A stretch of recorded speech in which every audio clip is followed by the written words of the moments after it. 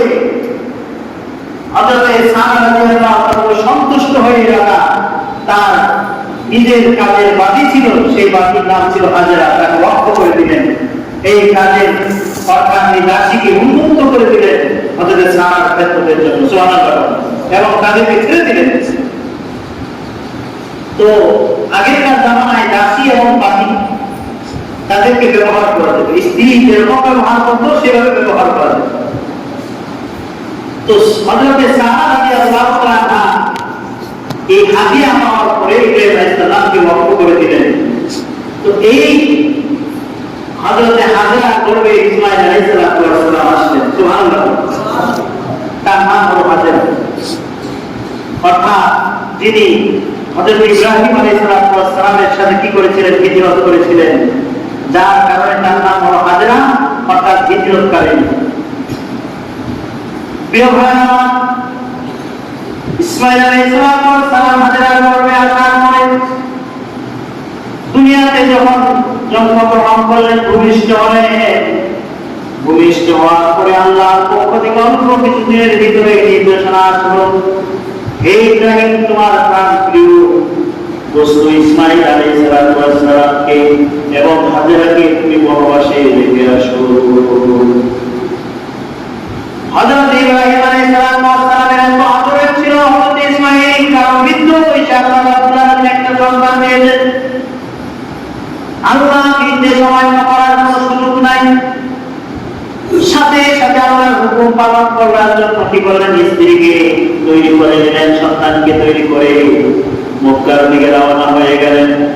এমন এক নির্জন জায়গায় যেখানে কোনো মানুষের বসবাস নাই, যেখানে গাছপালা নাই, যেখানে কোনো পুকুর নাই, যেখানে কোনো কুয়ার ব্যবস্থা নাই, পানির ব্যবস্থা নাই, এমন এক মরুভূমি বালুর জায়গায় সেখানে হযরত ইসমাঈল এবং হযরত হাজরা রাদিয়াল্লাহু তাআলা রেখে আসলেন। হযরত হাজরা বললেন, হে আল্লাহর নবী পয়গম্বর ইব্রাহিম, এমন এক নির্জন জায়গায়, এমন জায়গায় তুমি আমাদেরকে রেখে যাও, তোমার কি কোনো দয়া হয় না? এটা কি আল্লাহর নির্দেশ নাকি? তখন ইব্রাহিম আলাইহিস সালাম মুখ দিয়ে জবান দিয়ে বলে না, ইশারা করে বুঝাইছে, হ্যাঁ এটা আল্লাহর নির্দেশ। তখন হাজরা রাদিয়াল্লাহু তাআলা বললেন, যদি আল্লাহর পক্ষ থেকে নির্দেশ হয় তাহলে কোনো সমস্যা নাই, আল্লাহই আমাদের জন্য যথেষ্ট। সুবহানাল্লাহ, সুবহানাল্লাহ।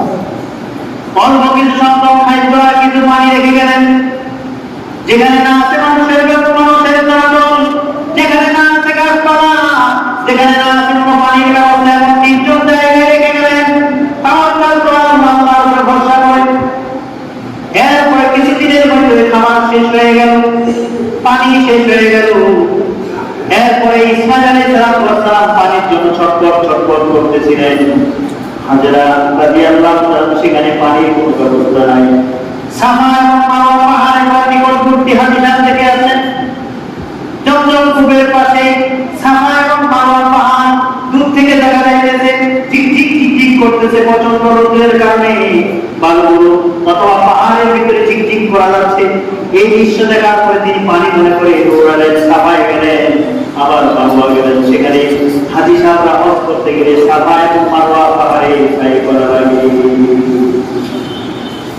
এরপরে তিনি নয়রাশায় পড়ে বলেন, আমার সন্তান না জানে কি হয়ে গেল।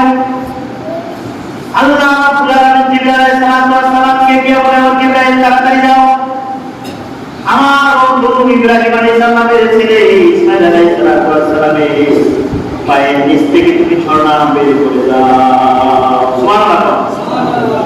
হযরত জিবরাইল আলাইহিস সালাম সেখানে গিয়ে পাটা মারলেন। পাটা মারার সাথে বালু থেকে এরকম ভাবে কি হলো, ঝর্ণার মধ্যে পানি বের হওয়া শুরু হয়ে গেল।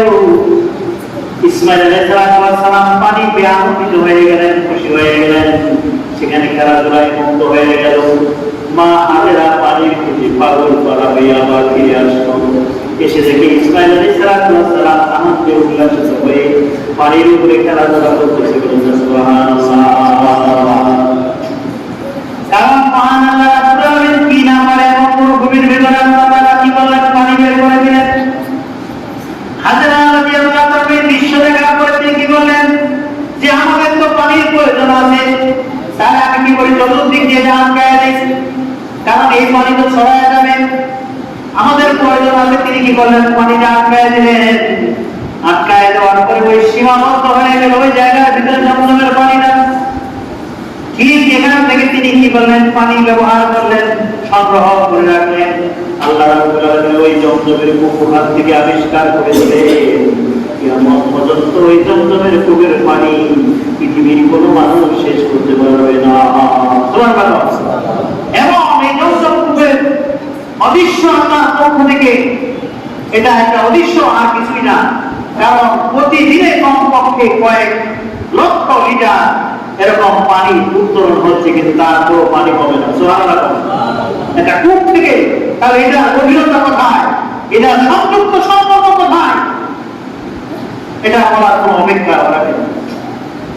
প্রিয় ভাইরা আমার, এই জমজম কূপ এরপরে আস্তে আস্তে বিভিন্ন গোত্রের মাধ্যমে আস্তে আস্তে এটা কি হয়ে গেল? হারায় গেল, ভুলে গেল মানুষ, হারায় গেল। এরপরে পরবর্তীতে আমার কুরাইশদের নেতা রাসূল আকরাম সাল্লাল্লাহু আলাইহি ওয়াসাল্লামের দ্বারা তিনি কি করলেন? স্বপ্নে দেখলেন রাসূলের জামানায় যে জায়গার ভিতরে জমজম কূপ আছে, তুমি জমজম কূপ খনন করো। ওই স্বপ্ন অনুযায়ী পরবর্তীতে তিনি জমজম কূপ করা শুরু করলেন, ওটা বের করার চেষ্টা করলেন, কিন্তু বিভিন্ন বাধার কারণে সেটা পারলেন না। তখন তিনি বলেছেন যে আমি শপথ করলাম, যদি আল্লাহ আমাকে এরকম ভাবে আমার সন্তান এতটুকু বেশি সংখ্যক সন্তান দান করে, কারণ যদি আমার সন্তানের সংখ্যা বেশি হতো আমার হাত শক্ত হতো, তাহলে মক্কার কাফেররা আমাকে জমজম কূপ আবিষ্কার করার জন্য, বের করার জন্য বাধা দিতে পারতো না। তিনি কসম খাইলেন, যদি আল্লাহ আমাকে বেশি সংখ্যক সন্তান দান করে, তাহলে আমার এক সন্তানকে আমি আল্লাহর জন্য কোরবানি করে দেব। সুবহানাল্লাহ। এরপরে আল্লাহ ঠিক বহু 10-এর অধিক সন্তান দান করলেন। সেই শর্ত অনুযায়ী রাসূল আকরাম সাল্লাল্লাহু আলাইহি ওয়াসাল্লামের পিতার নাম হলো আব্দুল্লাহ। দেখতেও সুন্দর ছিলেন এবং উত্তম চরিত্রওয়ালা ছিলেন, আখলাকওয়ালা ছিলেন। আল্লাহর পক্ষ থেকে নির্দেশনা আসলো, তিনি তার এই নির্দেশ অনুযায়ী তার সন্তানকে কোরবানির জন্য ব্যবস্থা করলেন। এখন কিভাবে কোরবানি করব? জীবিত মানুষকে এরকম জবে করা, এটাও তো ইসলামের উপর খেলাফ। কারণ এটা আল্লাহর প্রদত্ত বিধান ছিল। ইসমাঈল আলাইহিস সালামের ব্যাপারটা ছিল ভিন্ন, কিন্তু প্রেক্ষাপট ভিন্ন। এখন তো ইব্রাহিম আলাইহিস সালামকে তো আল্লাহ তাআলা বলেই দিয়েছেন যে তোমার প্রিয় বস্তুকে তুমি কোরবানি করো, সন্তানকে বুঝাইছে। কিন্তু তিনি যখন আল্লাহর হুকুম হুবহু পালন করতে গেছেন, আল্লাহ রাব্বুল আলামিন তার এই কোরবানিকে পছন্দ করে জান্নাত থেকে জিবরাইল সাল্লাল্লাহু আলাইহি ওয়াসাল্লামের মাধ্যমে দুম্বা এনে কোরবানি করে দিয়েছেন। সুবহানাল্লাহ। ভাইরা আমার, তাফসীরের কিতাবের মধ্যে আছে হযরত ইব্রাহিম আলাইহিস সালাম তার সন্তান ইসমাঈল আলাইহিস সালামকে যখন মিলাই নিয়ে গেলেন, সাজায় নিয়ে গেলেন, জবে করবেন, চোখ বাঁধলেন, ইসমাঈল আলাইহিস সালামকে বাঁধলেন, নিজের চোখ বাঁধলেন, ছুরিটা ধার করে দিলেন। এরপরে শোয়ানোর পরে যখন ছুরি চালাবেন, আল্লাহ রাব্বুল আলামিন আসমান থেকে জিবরাইল সালামকে বললেন, ওই অর্থাৎ ওই তুমি কি করো, ওই ভেড়াটা নিয়ে ওখানে হাজির করে দাও। ইসমাঈল আলাইহিস সালামকে সরায় দাও। ওই যে হযরতে আদম আলাইহিস সালামের সন্তান হাবিল যে কোরবানির জন্য যে অর্থাৎ ভেড়াটা পাহাড়ের উপরে রেখে এসেছিল, আল্লাহ রাব্বুল আলামিন সেটা সংরক্ষণ রেখে ইসমাঈল আলাইহিস সালামের পরিবর্তে হযরত ইব্রাহিম আলাইহিস সালামের ছুরির নিচে সেটা কি করলেন? সেখানে ব্যবস্থা করে দিলেন। জিবরাইল আলাইহিস সালাম ভয় পেয়ে গেলেন, না জানি আমি আনতে সময়ের ভিতরে হযরত ইসমাঈল আলাইহিস সালাম ইব্রাহিম আলাইহিস সালাম কোরবানি দিয়ে ফেলে। তিনি চিন্তিত হয়ে গেলেন, পেরেশান হয়ে গেলেন যে আমাকে আল্লাহ তাআলা নির্দেশ দিয়েছেন এই ভেড়া নিয়ে যাওয়ার আগে যদি আমার ইসমাঈল আলাইহিস সালামকে জবাই করে ফেলা। এজন্য তিনি বলেছিলেন, ওই যে আমরা আইয়ের তাসবিহ শব্দটা ব্যবহার করি, আল্লাহু আকবার, আল্লাহু আকবার, লা ইলাহা ইল্লাল্লাহ, আল্লাহু আকবার। এবং হাজী সাহেবেরা এরকম এই তাকবীরে তাসবিহ, এটা প্রেক্ষাপট হলো, এটা কোথায় থেকে আসছে? এটা প্রেক্ষাপট হলো তখন জিবরাইল আলাইহিস সালাম উচ্চ আওয়াজে তখন সেইখানে বলেছিলেন দুম্মা, অর্থাৎ যাতে করে ইব্রাহিম আলাইহিস সালাম তার সন্তানকে জবে না করে যেন তিনি ওই আল্লাহু আকবারের শব্দ তাইয়াবে তাশরিকের আওয়াজ শুনে তিনি যেন একটু বিলম্ব করেন। তাকান যে কি জানি আওয়াজ আমি শুনলাম, সেদিকে তাকায় থাকে। তিনি কি করলেন, এই আওয়াজ শুনে যখন একটু বিলম্ব করলেন, এর মধ্যেই হযরত জিবরাইল আলাইহিস সালাম দুম্মা অর্থাৎ সেই ভেড়ার পরিবর্তে সেখানে জান্নাতি সেই পশু মেরে হাজির করে দিল। সুবহানাল্লাহ। আমার এখান থেকে আমি তাশরিক এসেছে। ইব্রাহিম আলাইহিস সালাম আল্লাহ রাব্বুল আলামিনের পরীক্ষায় পাস করেছেন। আল্লাহ রাব্বুল আলামিনের কাছে পরীক্ষায় পাস হওয়ার কারণে সন্তানের পরিবর্তে আল্লাহ তাআলা ভেড়ার মাধ্যমে জান্নাতি ভেড়া কুরবানি কবুল করেছেন। সুবহানাল্লাহ। এজন্য আল্লাহ তাআলা সন্তানকে, নিজের আপন সন্তানকে কুরবানি দিতে দেওয়া হয় নাই। যদি দেওয়া হতো তাহলে আমাদের সমাজের ছেলে সন্তানকে খুঁজে পাওয়া যেত না। কারণ যখনই আপনার সন্তানকে কুরবানির জন্য আপনি বলবেন, কোন মানুষ নিজে স্বেচ্ছায় নিজের জীবন দিতে পারে না। এরপরে ইসমাঈল আলাইহিস সালামকে যখন আল্লাহ রাব্বুল আলামিনের পক্ষ থেকে স্বপ্ন দেখালো, ইব্রাহিম আলাইহিস সালামকে স্বপ্ন দেখানো হলো। ওখানে যখন বড় মাছ থেকে ফিরে আসলেন, আল্লাহ রাব্বুল আলামিন কোরআনে কারীমের মধ্যে বলেন, ফালাম্মা বালাগা মা'হু সা'য়া ক্বালা ইয়া বুনাইয়া ইন্নী আরা ফিল মানামি আন্নী আযবাহুকা ফানজুর মাযা তারা। আল্লাহ রাব্বুল আলামিন হযরত ইব্রাহিম আলাইহিস সালামকে জানাই দিলেন, ফালাম্মা বালাগা মা'হু সা'য়া, অর্থাৎ হযরত ইসমাঈল আলাইহিস সালাম বাপের সাথে যখন চলার উপক্রম হয়ে গেলেন, দেখবেন বাপের সাথে সন্তান বের হয়, বিভিন্ন জায়গায় যায় মসজিদে আসে নামাজ পড়ার জন্য। এরকম যখন হয়ে গেল, তখন আল্লাহর পক্ষ থেকে নির্দেশ আসলো, ক্বালা ইয়া বুনাইয়া ইন্নী আরা ফিল মানামি। হযরত ইব্রাহিম আলাইহিস সালাম সন্তানকে ডেকে বললেন, ও আমার সন্তান, আমি তো স্বপ্ন দেখেছি, আল্লাহর পক্ষ থেকে নির্দেশ এসেছে যে আমি তোমাকে স্বপ্নে জবে করতেছি। কারণ নবীদের স্বপ্ন হলো সত্য। এই কথা বলার পরে যদি আমাদের কোন সন্তানকে তার বাবা বলে, তারা বলতো, বাবা তুমি নিজে জবাই হয়ে জবাই করে তুমি নিজে কোরবানি হয়ে যাও, আমি তোমার এই প্রস্তাবে রাজি নই। এমনকি আল্লাহর পক্ষ থেকে নির্দেশ আসার পরেও হইতে পারে আমরা আল্লাহর নাফরমানি করতাম, আল্লাহর হুকুমকে অস্বীকার করার কারণে আমরা জাহান্নামী হয়ে যেতাম, বেঈমান হয়ে যেতাম। সেজন্য আল্লাহ রাব্বুল আলামিন কি করলেন, এই নির্দেশনা জানাই দিলেন। ঠিক হুবহু ইব্রাহিম আলাইহিস সালাম বলেন, ক্বালা ইয়া বুনাইয়া, হে আমার সন্তান, ইন্নী আরা ফিল মানামি, আমি তো স্বপ্নে দেখলাম তোমাকে, ইন্নী আযবাহুকা ফানজুর মাযা তারা, আমি তোমাকে স্বপ্নে দেখলাম যে জবাই করতেছি, এই ব্যাপারে তোমার মতামত কি? এবার সন্তান বলতেছেন, ক্বালা ইয়া আবাতি ফাল মা তুমার সাতাজিদুনি ইনশাআল্লাহু মিনাস সাবিরিন।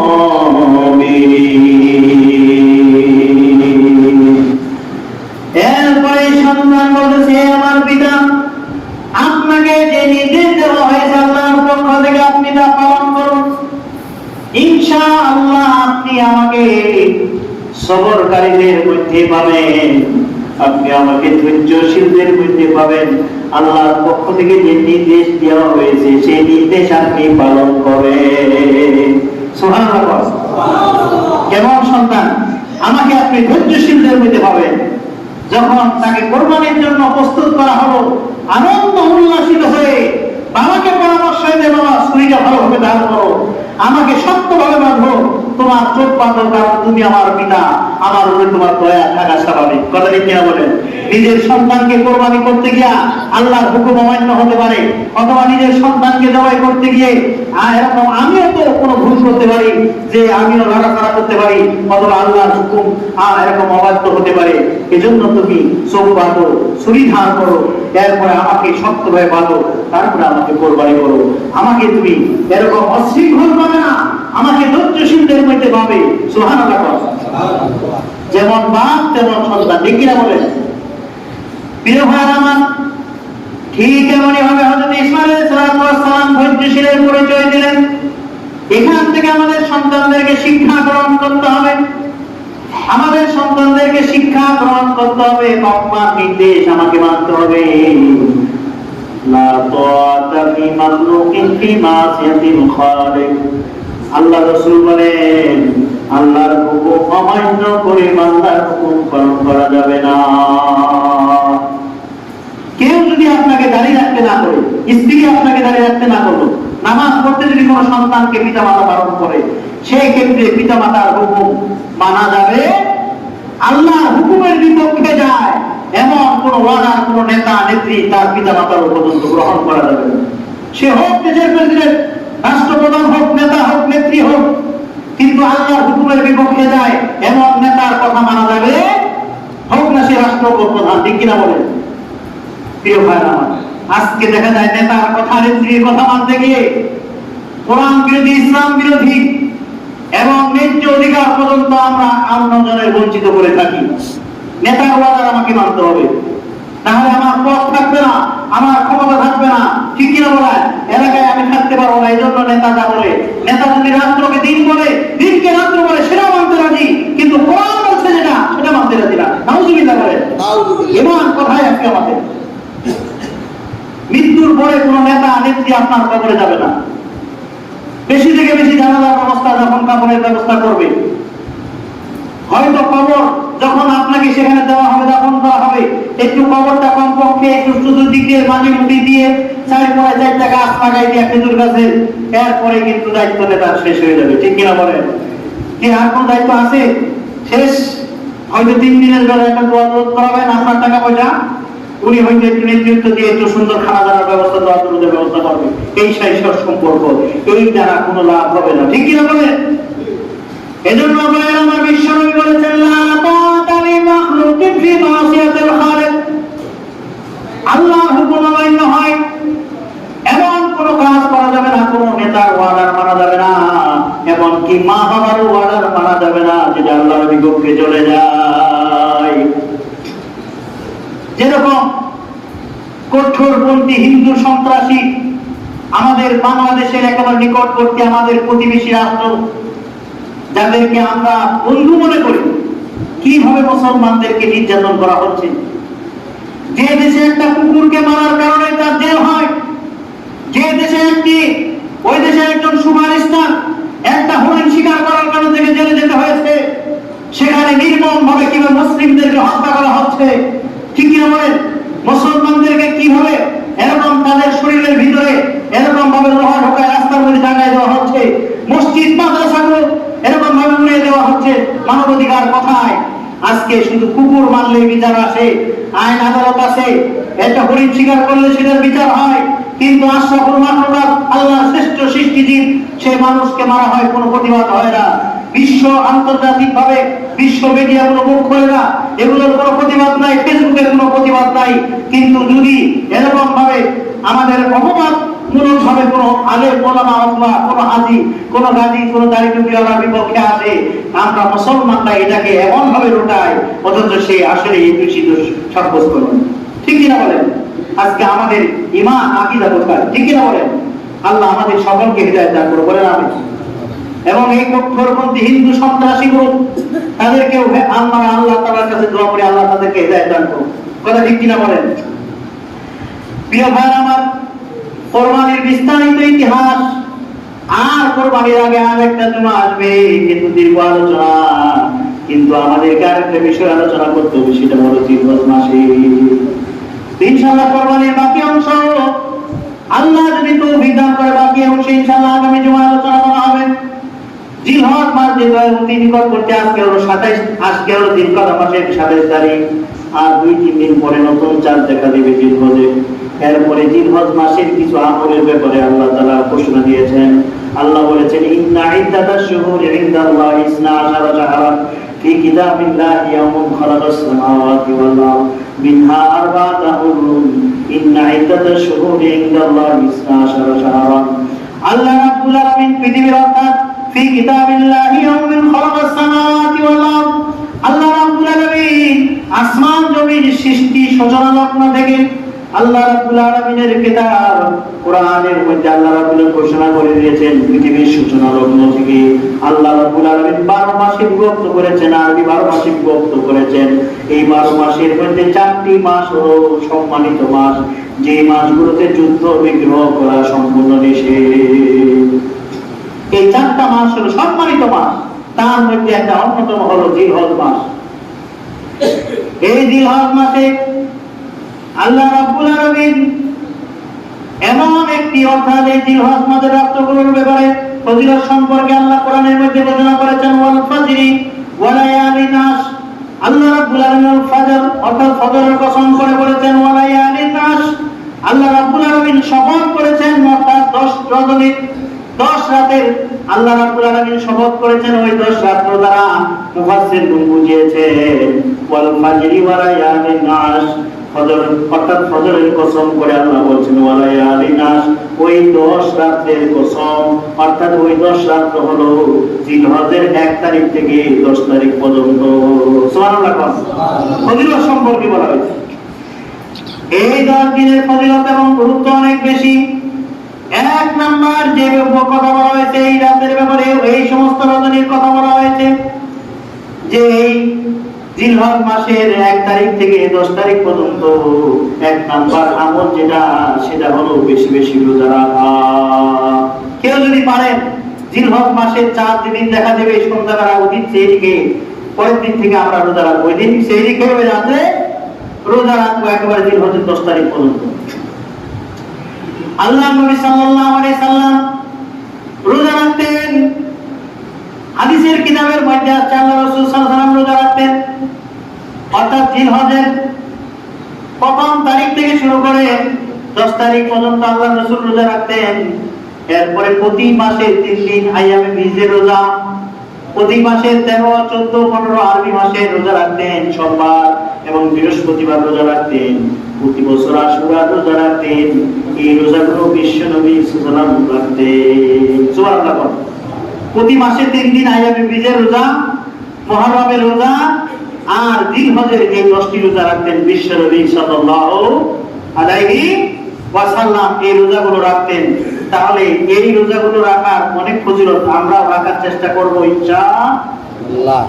হাদিসের কিতাবের মধ্যে আছে আল্লাহ রাসূল 4টি আমল কখনো ছাড়তেন না। জিলহজের এই 10টি রোজা আল্লাহ রাসূল ছাড়তেন না, আশুরার রোজা আল্লাহ রাসূল ছাড়তেন না, প্রতি মাসে 3টি রোজা আল্লাহ রাসূল ছাড়তেন না, সোমবার এবং বৃহস্পতিবারের রোজা আল্লাহ রাসূল ছাড়তেন না। এগুলো সুন্নাত, এগুলো যদি কেউ আমল করে এটা ফরজ না, কিন্তু আমল করলে ফজিলত অনেক বেশি, কারণ বিশ্ব নবী স্বয়ং নিজেই রেখেছে। সুবহানাল্লাহ। রাখার দরকার আছে না নাই? এই রোজাগুলো আমরা রাখবো তো নাকি ইনশাআল্লাহ? হাদিসের কিতাবের মধ্যে আছে এই 10 দিনের আমল সম্পর্কে যে ব্যক্তি এই 10 দিনের রোজা রাখবে প্রত্যেকটি রোজার বিনিময়ে 2 বছর রোজা রাখার সওয়াব সে আমলনামায় পেয়ে যাবে। 2 বছরের রোজা রাখার সওয়াব একদিন রাখলে জিলহজের 10 তারিখ পর্যন্ত একেবারে প্রথম দিন থেকে শুরু করে প্রত্যেক রোজার বিনিময়ে 2 বছরের রোজা। সুবহানাল্লাহ। এরপরে রাসূল আকরাম সাল্লাল্লাহু আলাইহি ওয়াসাল্লাম বলেছেন যে ব্যক্তি এই রাতে ইবাদত করবে সেই রাতটা ইবাদতটা হবে শবে কদরের রাতের ন্যায়। শবে কদরের রাতে যে ইবাদত করলে যে নেকি, সেই নেকি আল্লাহ তাআলা আমলনামায় দিয়ে দিবেন। সুবহানাল্লাহ। এরপরে দ্বিতীয় নম্বর আমল হলো বেশি বেশি করে তাকবীর। আল্লাহু আকবার, আল্লাহু আকবার, লা ইলাহা ইল্লাল্লাহু, আল্লাহু আকবার ওয়া লিল্লাহিল হামদ। এই তাকবীরগুলো বেশি বেশি করে উচ্চারণ করা, বেশি বেশি করে তাকবীর করা। তাকবীরের অর্থাৎ আমি আপনাদেরকে এর প্রেক্ষাপট বললাম যে ওই ইব্রাহিম আলাইহিস সালাম যখন অর্থাৎ জান্নাতি ভেড়া যখন কুরবানি করতেছিলেন তখন জিবরাইল আলাইহিস সালাম আল্লাহু আকবার, আল্লাহু আকবার এই আয়াতে তাসবিহগুলো উচ্চারণ করে ইব্রাহিম আলাইহিস সালামকে ওদিকে মুখ করছেন যাতে করে ইব্রাহিম তার নিজের সন্তানকে জবে না করে।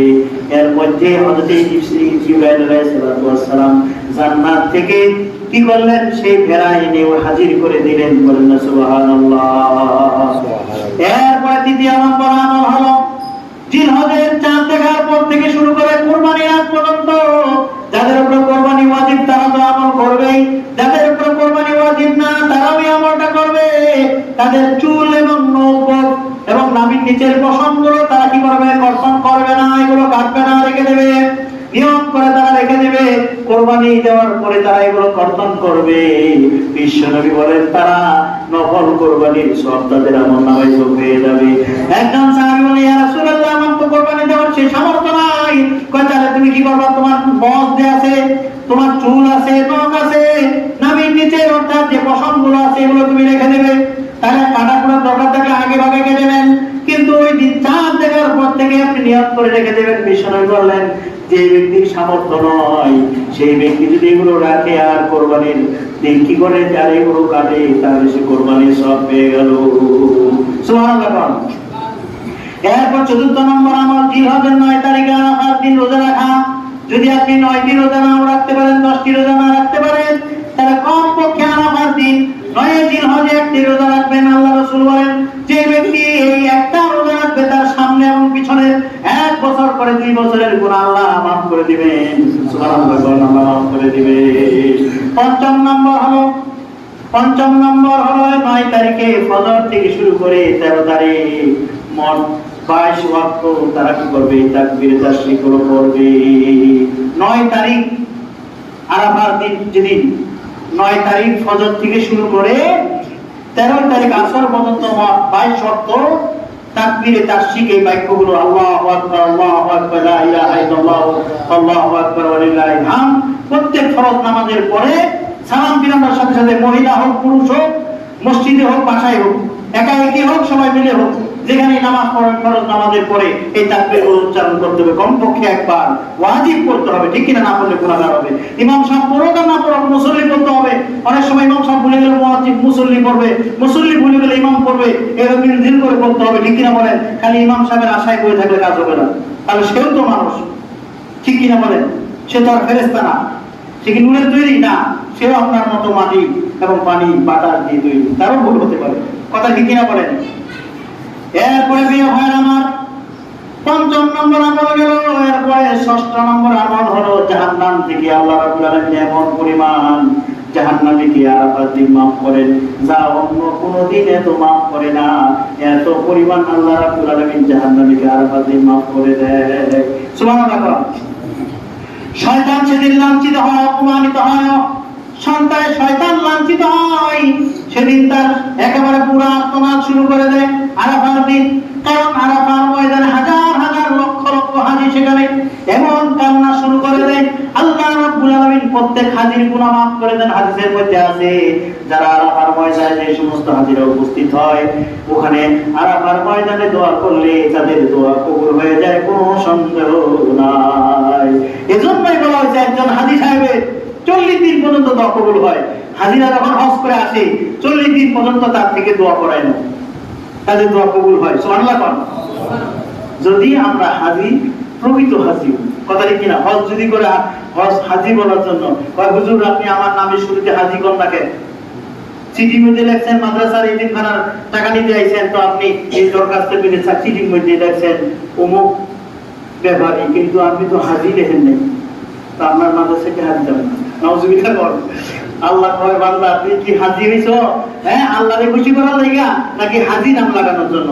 আমার কয় কি, আমার ২য় নম্বর হজে যায় নামাজটা নিয়ে আসো, ২য় নম্বর হজে যে গেছিলাম তসবিহটা নিয়ে আসো, তাহলে ওই ব্যক্তির হজ আল্লাহ দরবারে কবুল হবে কইতে। হাজী লাগানোর কোনো দরকার নাই, আল হাজু দরকার নাই। যে হোক, মুফতি হোক, মুহাদ্দিস হোক, আলেম হোক, আর যেই হোক, সাধারণ পাবলিক হোক, হিসাব সবার জন্য সমান। আমি হজ করছি আল্লাহর জন্য, আমার হাজী লাগানোর দরকার কি? এরপর মানুষ ডাকে, এটা ভিন্ন কথা। পরিচিতির জন্য মানুষ ডাকে, এটা ভিন্ন কথা। আমি কোন জায়গায় গিয়ে কম না, দেখেন আল্লাহ অমুক, হাজী সাহেব আমি হাজী অমুক, এটা বলার দরকার নাই। কারণ হজ করছি কার জন্য? কোনো বান্দাকে খুশি করার জন্য নাই, তাহলে আমার হাজী লাগানোর কোনো দরকার নাই। কথা ঠিক কিনা বলেন?